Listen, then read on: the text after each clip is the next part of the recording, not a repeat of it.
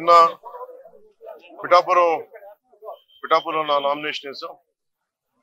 అలాగే ఈ రోజున జనసేన, భారతీయ జనతా పార్టీ, తెలుగుదేశం కూటమి ఉమ్మడి అభ్యర్థిగా జనసేన పార్టీ గ్లాస్ గుర్తు మీద శ్రీ తంగెళ్ల ఉదయ్ శ్రీనివాస్ ఈ రోజున నామినేషన్ వేయడం జరిగింది.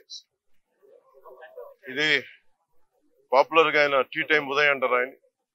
సో అదే రిక్వెస్ట్ చేశాం ఎలక్షన్ కమిషన్ కూడా, టీ టైం ఉదయ్ గా ఏమాత్రం పాసిబిలిటీ ఉన్నా దాన్ని బ్యాలెట్ పత్రంలో చేయమని. రూల్ 56 పేజ్ లో ఒక రూల్ ఉంది. సో దాని ప్రకారం చేసుకోవచ్చు.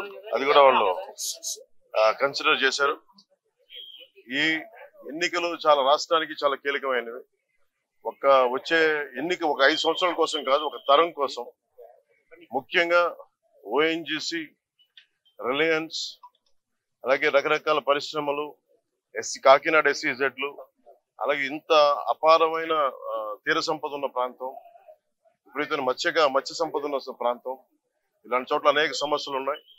ఈ ప్రాంతంలో కాకినాడ పార్లమెంట్ అభ్యర్థిగా శ్రీ తంగెళ్ల ఉదయ్ శ్రీనివాస్ గారు గెలుపు చాలా చాలా కీలకం. అలాగే కొండబాబు గారి గెలుపు కూడా కాకినాడ అర్బన్ తెలుగుదేశం పార్టీ మీద చాలా చాలా కీలకం. కాకినాడలో రౌడీజం ఎక్కువైపోయింది, గాంజా క్యాపిటల్ అయిపోయింది. ఎటు చూసిన 14-15 ఏళ్ల పిల్లలు కూడా గంజాయిని విచ్చలవిడిగా దొరుకుతా ఉంది. తల్లిదండ్రులు పడ్డ బాధ చెప్పుకోలేంది. Law and order క్షీణించిపోయింది.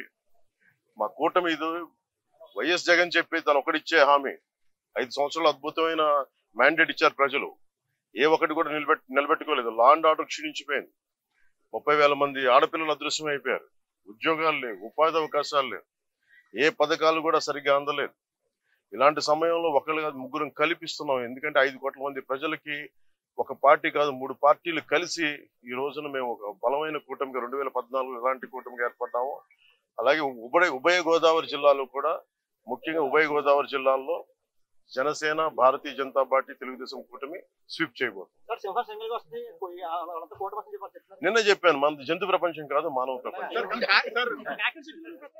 అలాగే కాకినాడ పార్లమెంట్ సంబంధించి 7 నియోజకవర్గాల్లో మీ ప్రభావం ఎలా ఉంటుంది?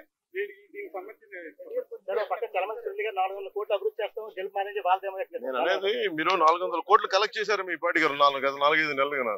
ఎందుకంటే చల్మల శెట్టి సునీల్ గారు నాకేమి శత్రువు కూడా, ప్రత్యర్థి కూడా కాదు. రోజు ఏదో ఒక మా ఇళ్లలో, మా బ్రదర్స్ హౌస్ లో చూస్తూనే ఉంటారు. సరే, ఆ పొలిటిక్స్ వేరు, స్నేహం వేరు, కుటుంబ స్నేహం వేరు.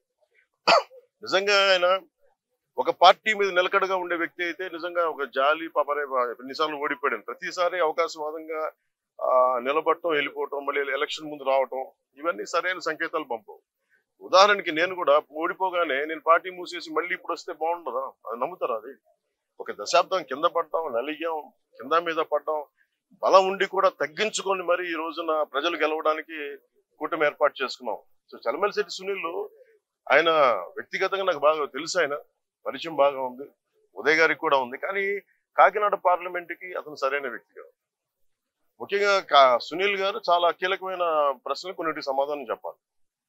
కాపు రిజర్వేషన్లు చీకొట్టింది వైసీపీ పార్టీ. అలాంటి పార్టీని రిప్రజెంట్ చేస్తున్నారు. 27 దళిత పథకాలు తీసేశాడు, దానికి సమాధానం చెప్పాలి. దళితులకు సంబంధించి బీసీలకి 34% నుంచి 24% స్థానిక ఎన్నికల్లో తీసేశాడు, దానికి సమాధానం చెప్పాలి. ఇలా 30,000 మంది ఆడపిల్లలు అదృశ్యం అయిపోయారు, అసలు దానికి సమాధానం చెప్పాలి. ఏ సమాధానం చెప్పకుండా కూర్చోబెట్టి నేను వచ్చేసాను, నాకు ఓటేయండి, డబ్బులు ఎక్కువ అయిపోయినాయి, 400 కోట్లు ఖర్చు పెడతాం, 200 కోట్లు ఖర్చు పెడతాం, ఓటుకి 10,000 ఇస్తాం, లేదంటే నాయకుల్ని 10 లక్షలు పెట్టి కొనేస్తాం అంటే వెళ్ళే నాయకులు ఎవరైనా సరే వాళ్ళకి 10 మంది ఓటర్లు కూడా లేరు. అలాంటి వాళ్ళు కొనుక్కున్నారు. సో మేము కోరుకునేది ఏంటంటే, తంగెళ్ల ఉదయ్ శ్రీనివాస్ గారు చాలా దిగువ మధ్య తరగతి కుటుంబం నుంచి వచ్చిన వ్యక్తి. ముఖ్యంగా ఇంజనీరింగ్ చేసిన తర్వాత తన స్వయం శక్తితోటి టీ టైం అనే కాఫీ డే చూసాం, లేదంటే స్టార్ బక్స్ చూసాం, లేదంటే బరిస్టా కాఫీ చూసాం. ఇలాంటివన్నీ టీ లీఫ్ అని మన విదేశాల్లో ఉండే ఈ బ్రాంచెస్కి వెళ్ళిపోయింది. అలాంటి ఫ్రాంచైజ్ మనకు అందుబాటులో ఉండేది దాని ఒకటి ఎదుగుదల అంటే యోయో లాగా ఒక కాన్సెప్ట్ క్రియేట్ చేస్తే కొన్ని 10,000 మంది బతకాలి, కోట్లాది సంపాదన రావాలి. సంపాదన అంతా ఒక్కడి దగ్గర కేంద్రీకృతమై అదే అభివృద్ధి అనుకుంటే ఎట్లా? బట్ టీ టైం ఉదయ్ చేసింది, తంగెళ్ల ఉదయ్ శ్రీనివాస్ చేసింది ఏంటంటే, ఒక టీ టైం అనే కాన్సెప్ట్ పెట్టి మన టీ పొడి తయారు చేసుకొని ఇక్కడ డార్జిలింగ్కి వెళ్ళి కింద పడి మీద పడి రకరకాల మిక్స్చర్స్ కలుపుకొని ఏటీ బాగుంటది రీసెర్చ్ చేసి ఒక 2-3 సంవత్సరాలు ఒక చిన్న షాప్ స్టార్ట్ చేసి అది అందరికీ ఆమోదయోగ్యమైన తర్వాత మేము ఇంకో షాప్ పెట్టుకుంటాం. అలాగ దినదిన ప్రవర్ధమానమై ఈ రోజున వేలాది బ్రాంచ్లు అయిపోయింది భారతదేశం అంతా. దాని ఒక్కడే ఎదగడం కాదు, ప్రతి బ్రాంచ్ వల్ల దాదాపు 25,000 మందికి ఈ రోజున ఉపాధి అవకాశాలు లభించింది. అలాగే 8 నుంచి 11,000 మంది ఆడపిల్లలకి వాళ్ళ కాళ్ళ మీద వాళ్ళు నిలబడగలిగే టీ టైమ్ సంపాదన పడలేదు. సో దీన్ని బట్టి మీరు అర్థం చేసుకోండి, రేపు పొద్దున ఎక్కడికి వెళ్ళాలనుకున్నా ఉప్పాడ చీరలు కానీ ఇదేనా బ్రాండింగ్ చేయగలడు, తనకున్న ఎబిలిటీ బ్రాండింగ్ చేయగలడు. కాకినాడని అద్భుతమైన ఏమేమైతే స్థానికంగా ఉత్పత్తులు ఉన్నాయి వాటన్నిటికీ ఇంటర్నేషనల్ బ్రాండింగ్ పట్టుకురాగలిగే సత్తా తంగెళ్ళ ఉదయిస్తుంది.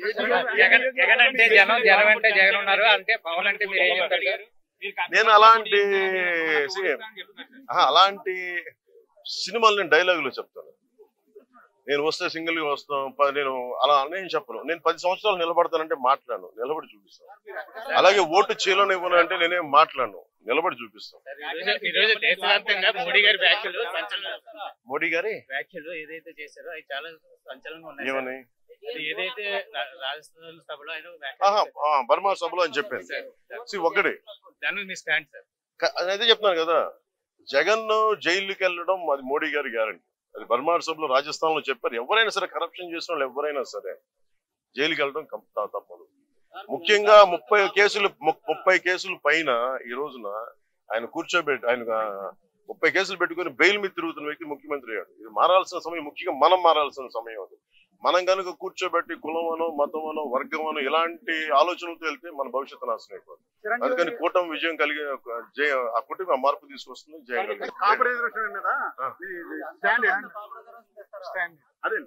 మీరు అధికారంలోకి వస్తే ఇది ఫస్ట్ మీరు చల్మల్ సుట్టి సునీల్ అడగండి. ఫస్ట్ ఈ మాట ఎవరైతే సపోర్ట్ చేస్తారో ఫస్ట్ వాళ్ళ దగ్గరికి వెళ్ళి ఈ ప్రశ్న అడిగి అప్పుడు నన్ను అడగండి. సీట్లు తగ్గించుకోవడం 21 సీట్లు తగ్గించుకున్నారు. ఆయన 10 స్థానాలకే ఆయన గెలుపు ఆల్రెడీ డిసైడ్ అయిపోయిందని సజ్జలు కామెంట్ చేస్తున్నారు. వచ్చే గెలుపు సజ్జలు చంద్రబాబు చెప్పారు కదండి, బ్రోకర్ మాటలు ఏం పట్టించుకుంటాం. Thank you.